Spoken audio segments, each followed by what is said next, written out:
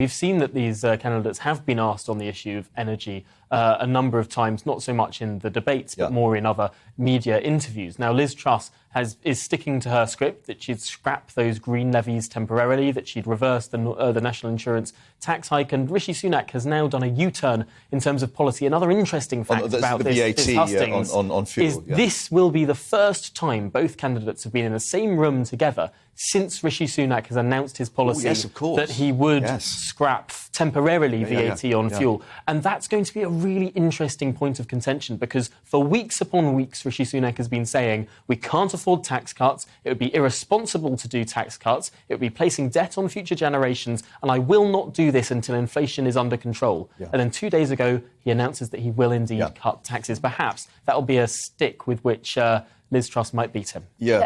Does she need to? She's so far ahead. Can't she just be extremely statesmanlike about it and ignore it? Well, that will be the temptation. But the interesting thing is we haven't had a single poll of Conservative Party members since Rishi Sunak announced his VAT pledge. Now, he might have sunk further. He might have looked like someone who U-turned, someone who's less principled.